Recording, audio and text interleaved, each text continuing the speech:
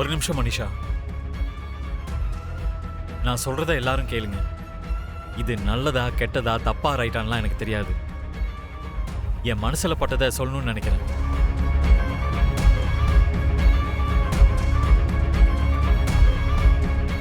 என்ன மித்ரா அது? நான் மனிஷாவை கல்யாணம் பண்ணிக்கணும்.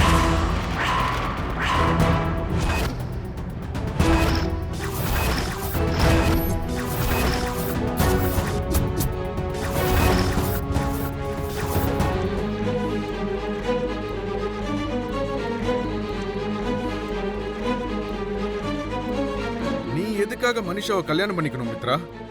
மனிஷா என்ன லவ் பண்ணியிருக்கா.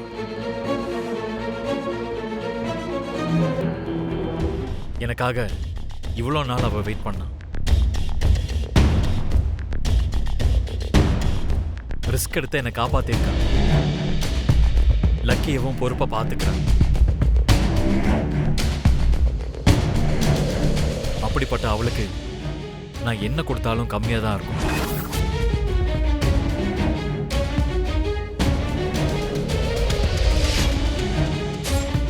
அதனால்தான் அவளை கல்யாணம் பண்ணிக்கணும்னு ஆசைப்படுறேன்.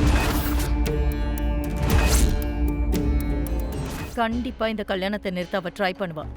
எப்படி நிறுத்துவா ஆண்டி? நான் மிரட்டினதுக்கே பயந்து போய் ஊரை விட்டு போயிட்டா.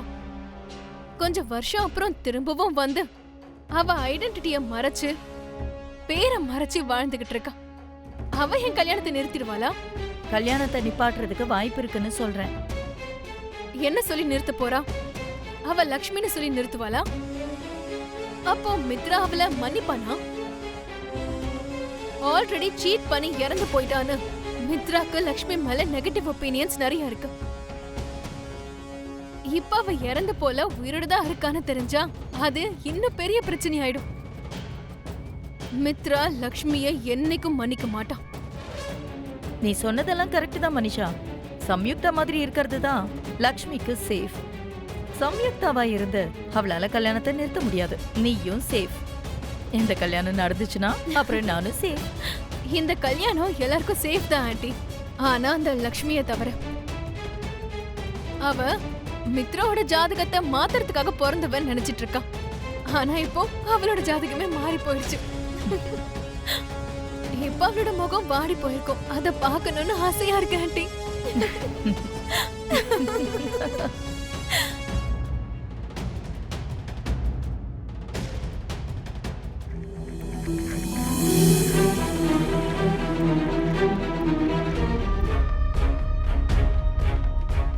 நீ என்ன நினைக்கிற? மித்ராக்கும் மனிஷாக்கும் கல்யாணம் ஆகணும்னு நினைக்கிறியா?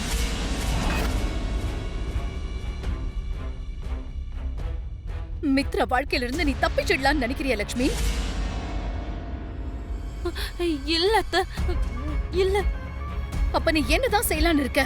இப்ப நீ உண்மை சொல்லலன்னா அப்புறம் எப்பதான் நீ சொல்ல போற?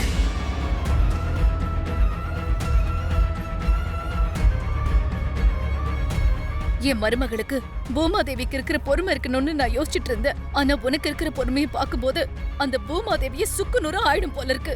என்னோடது பொறுமையோ தாராள குணமோ இல்ல அத்தை.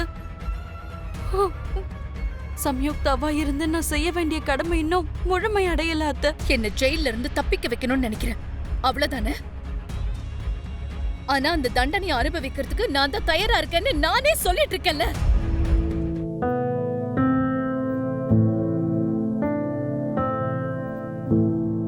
அக்கா, அத்தை தான் இவ்வளவு தூரம் சொல்றாங்கல்ல, அவங்க பேச்ச ஒரு தடவை கேளுங்க.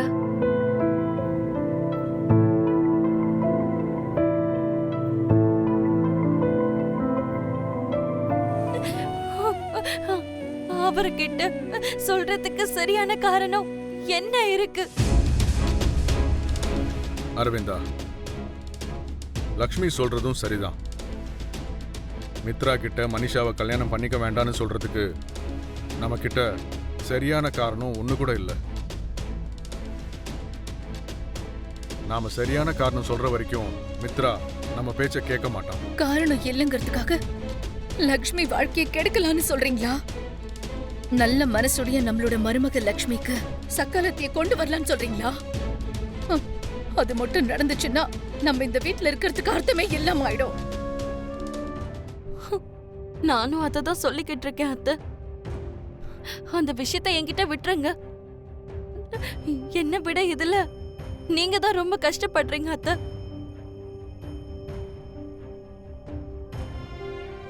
எனக்கு இல்லாத கவலை உங்களுக்கு எதுக்கு?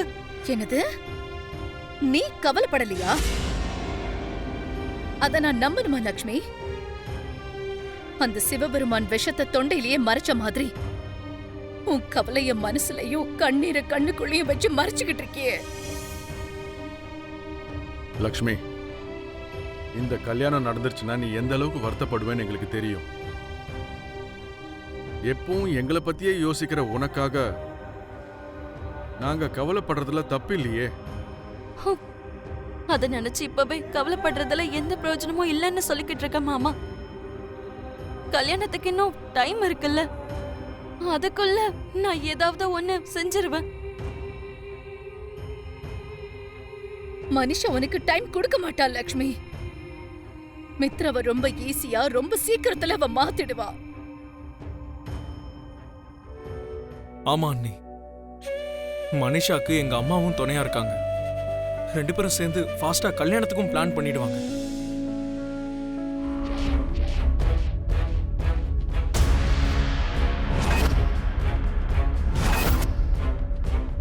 Thank you very much. இனி நீங்க போகலாம். என்ன இது மனிஷா, ஜின்னுவோடைய அம்மாவுக்காக நாம எவ்வளவு பிளான் பண்ணியிருக்கோம், எவ்வளவு முயற்சி செஞ்சிருக்கோம். இப்போ அவ எந்த அளவுக்கு ஈஸியா கிடைச்சிட்டாளே. இதுதான் டைம்னு சொல்லுவாங்க ஆண்டி. ஒரு சில நேரத்துல நம்ம என்னதான் கஷ்டப்பட்டாலும் பலனே இருக்காது. ஆனா ஒரு சில நேரத்துல நம்ம ஆசைப்பட்ட எல்லாம் உடனே நடந்து முடிஞ்சிரும். உண்மைதான். நேரம் காலம் கூடி வருதுங்கிறது இதுதான் போல இருக்கு. நம்ம டைம் நல்லா இருக்கும் போது எல்லாம் நம்ம நினைச்ச மாதிரியே தான் நடக்கும். இது என்னுடைய டைம் ஆண்டி. அதான் எல்லாமே எனக்கு ஃபேவரா இங்க நடந்துட்டு இருக்கு. கரெக்ட் தான். இப்போ உன்னுடைய டைம் ஸ்டார்ட் ஆயிடுச்சு. அதனால தான் மித்ரா மனசு மாறி உன்னை கல்யாணம் பண்ண ஒத்துக்கிட்டான். நம்ம காமன் எதிரியான லக்ஷ்மிய பத்தின ஒவ்வொரு உண்மையும் இப்போ வெளியே வரும். அந்த லக்ஷ்மிய பத்தின உண்மைகள் வெளியே வரும்போது அவ வீக் ஆயிடுவா, நாம ஸ்ட்ராங் ஆயிடுவோம்.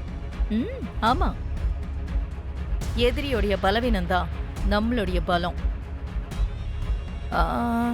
அது சரி, இங்க வரப்போறது ஜுன்னுவோடைய அம்மாவா இல்லனா லக்ஷ்மியா? முதல்ல அவ வரட்டும் இருங்க. அவ யாருன்றது அப்புறம் தெரியும்.